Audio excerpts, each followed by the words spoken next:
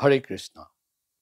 অহা কালিলৈ পবিত্ৰ নিৰ্জলা একাদশী আৰু এই একাদশী 2025 চনত পৃথিৱীৰ বিভিন্ন ঠাইত দুটা দিনত পালন কৰা হৈছে। কোনো কোনো ঠাইত আজি অৰ্থাৎ 6 জুনত আৰু কোনো ঠাইত অহা কাইলৈ অৰ্থাৎ 7 জুনত এই ব্ৰত পালন কৰা হ'ব। এতিয়া বহুতৰ মনত প্ৰশ্ন আহিছে, মই এতিয়া বৰ্তমান জাৰ্মানীত আছোঁ, গতিকে ইয়াত মোক বহুতো ভক্তই প্ৰশ্ন কৰিছিল যে আমি আচলতে 6 তাৰিখ কৰিব লাগিব নে 7 তাৰিখ কৰিব লাগিব।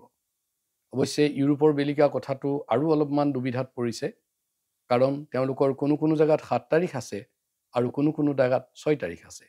ভাৰতবৰ্ষ বা বাংলাদেশ ইত্যাদিত প্ৰায় গোটেই সমগ্ৰ দেশখনতে 7 তাৰিখে উদযাপন হ'ব। গতিকে এই প্ৰশ্নটো হয়তো বহুতৰ মনত অহা নাই। তথাপি মোৰ ৰাতিপুৱা এই সংক্ৰান্তত মই এটা কথা ৰাখিছিলোঁ যে আমাৰ ভাৰতবৰ্ষ বা বাংলাদেশত সেইটো 7 তাৰিখে উদযাপন হ'ব, কিন্তু ইউৰোপৰ ঠাই বিশেষে প্ৰায়খিনি জেগাতেই আজি উদযাপন হৈছে, কিন্তু 4খন দেশত অহা কাইলৈ উদযাপন হ'ব। সেইকেইখন হৈছে ছুইডেন, ৰাছিয়া আৰু ফিনলেণ্ড, ইউক্ৰেইন। ইউৰোপৰ এই 4খন দেশৰ বাহিৰে বাকী সমগ্ৰ দেশতেই বিভিন্ন দেশবিলাকত অহা কালিলৈ উদযাপন কৰা হ'ব। এই 4খন দেশত অহা কাইলৈ উদযাপন হ'ব আৰু বাকী পৰ্তুগাল বা অন্যান্য জেগাবিলাকত আজি উদযাপন হৈছে। গতিকে তেওঁলোক খুব দোমোজাত পৰিছিলে আৰু কোনো মানুহে কোনো ভক্তই কৈছে যে আমি আজিয়ে কৰিম নেকি 6 তাৰিখ। এই সংক্ৰান্তত আমাৰ বৈষ্ণৱ সিদ্ধান্তসমূহ মই অলপ ক'ব বিচাৰিছোঁ চমুকৈ। এইটো হ'ল যে আমি সাধাৰণতে গৌড়ীয় বৈষ্ণৱসকলে বা বৈষ্ণৱসকলে বা ইস্কনৰ ভক্তসকলে যিখন বিশুদ্ধ চন্দ্ৰ পঞ্জিকা, পিয়ৰ যিখন লুনাৰ কেলেণ্ডাৰ, সেইখন আমি সাধাৰণতে মানি চলোঁ আৰু আমি ইস্কন GBCৰ যিখিনি আমাৰ সিদ্ধান্ত সেইখিনি আমি মানি চলোঁ। তেওঁলোকে আমাক যেনেকৈ পৰিচালনা কৰে আমি সেইখিনি চলোঁ।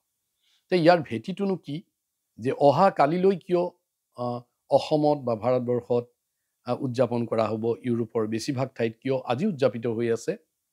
ইয়াৰ মূল কাৰণটো হ'ল যে আমাৰ যেতিয়া আজি দিনটো 6 তাৰিখটো ইভিন ভাৰতবৰ্ষতো গোটেই দিনটো মোটামুটি একাদশী আছে আৰু এই একাদশী অহা কালিলৈ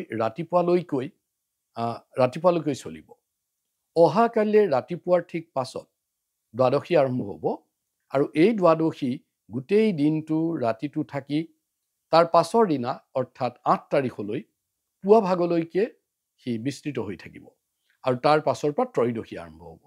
এইটো এটা মানে বিৰল নিদৰ্শন, য'ত একাদশী দিনে ৰাতিয়ে থাকি 5 দিনালৈকৈ বিস্তৃত হয়, তেনেকৈ দ্বাদশীটো গোটেই দিনটো থাকি তাৰ 5 দিনালৈ বিস্তৃত হয়। তেনে ক্ষেত্ৰত এই যিটো বিশেষ একাদশী, এই একাদশীটোৰ নাম কোৱা হৈছে বাঞ্জুলি মহাদ্বাদশী নাম দিয়া হৈছে, কাৰণ ইয়াত দ্বাদশীৰ দিনটোত আমি একাদশী ব্ৰতটো আমি পালন কৰিব গৈছোঁ।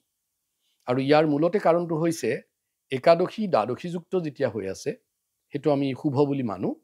আৰু দ্বিতীয়তে কাৰণটো হৈছে আমাৰ পালন কৰিবলৈ হৈছে 5 দিন আমি ৰাতিপুৱাই পালন কৰিব সুবিধা এটা পাওঁ। যিবিলাক সিদ্ধান্ত মতে আজি একাদশী পালন কৰিছে তেওঁলোকৰ কিন্তু অহা কাইলৈ পালনটো দুপৰীয়া 1টা বজাত হ'বগৈ, অৰ্থাৎ তেওঁলোকৰ প্ৰায় 32 ঘণ্টা সময় এই ব্ৰতটো পালন কৰি থাকিব লাগিব, এই ব্ৰতটো ৰাখিব লাগিব। আৰু সেইটো আমাৰ শাস্ত্ৰ সিদ্ধান্ত মতেও সুবিধা নহয়। আৰু দ্বিতীয়তে 32-33 ঘণ্টা নিৰ্জলা কৰা সকলৰ বহুত কষ্টও হয়। আমি এনেই মন কৰিছোঁ যে ইস্কনৰ যিটো জন্মাষ্টমী সেইটো সাধাৰণতে কেতিয়াবা আমাৰ স্থানীয় জন্মাষ্টমীৰ লগত নিমিলে। তাৰ মূল কাৰণটো মই কেইবাবাৰো এনেকুৱা কথাত ৰাখিছিলোঁ। তাৰ মূল কাৰণটো আছিলে নক্ষত্ৰ। আমি ইস্কনে নক্ষত্ৰৰ ভিত্তিত আমি জন্মাষ্টমী কৰোঁ। ৰোহিণী নক্ষত্ৰ আহি নপৰালৈকে আমি জন্মাষ্টমী অনুষ্ঠান নকৰোঁ। তেনেকৈ একাদশীৰ ক্ষেত্ৰতো এটা নক্ষত্ৰ আছে, সেইটো হৈছে চিত্ৰা নক্ষত্ৰ। আৰু এই নক্ষত্ৰ অসম বা ভাৰতবৰ্ষৰ বিভিন্ন ঠাইত 7 তাৰিখে আহি পৰিব আৰু যি ঠাইত আজি আহি পৰিছে সেই নক্ষত্ৰ সোমাইছে তাত উদযাপন হৈছে। কিন্তু আমাৰ যিহেতু ভাৰতবৰ্ষত চিত্ৰা নক্ষত্ৰ একাদশী যুক্ত হ'ব অহা কালিলৈ, গতিকে আমি অহা কালিলৈ অসমত এই দিনটো একাদশী ব্ৰতটো পালন কৰিম। আৰু এটা সুবিধাও হৈছে, কাৰণ 5 দিনা 8 তাৰিখ সেইদিনা আমাৰ দ্বাদশী বিস্তৃত আছে। গতিকে আমি ত্ৰয়োদশীৰ আগতেই ৰাতিপুৱা যিটো পাৰণ সময় আমাৰ দিয়া থাকিব, সেই সময়তে আমি কি কৰিব পাৰিম, এই দিনটো আমাৰ একাদশীৰ পাৰণটো আমি কৰিব পাৰিম। তো এই অৰ্থতেই আমাৰ ভাৰতবৰ্ষ বাংলাদেশত অহা কালিলৈ, আৰু মই বৰ্তমান য'ত আছোঁ জাৰ্মানীত আজি আমি উদযাপন কৰি আছোঁ, আৰু ইয়াতে প্ৰায়খিনি ইউৰোপৰ দেশতেই আজি উদযাপিত হৈছে। মাত্ৰ মই ইতিমধ্যে কৈছোঁ ছুইডেন, ৰাছিয়া, ফিনলেণ্ড আৰু ইউক্ৰেইন, এই 4খন দেশত অহা কালিলৈ এইটো উদযাপন কৰা হ'ব ভাৰতবৰ্ষৰ নিচিনাকৈ। তো ইয়াৰ পাছৰ যিটো কথা, তাত মই এই একাদশীটোৰ সম্পৰ্কে অলপ কথা ক'ম, আৰু একাদশীৰ মাহাত্ম্য অলপমান চমুকৈ ক'ম, আৰু লগতে আমি তাৰ পাছত একাদশী যেতিয়া ব্ৰত কৰিম তাত কিছুমান আমাৰ কৰণীয় আছে, সেই সম্পৰ্কে আপোনালোকক অৱগত কৰাম। আপোনালোকে ইয়াৰ পাছৰ ভিডিঅ'বিলাকো চাব। হৰে কৃষ্ণ।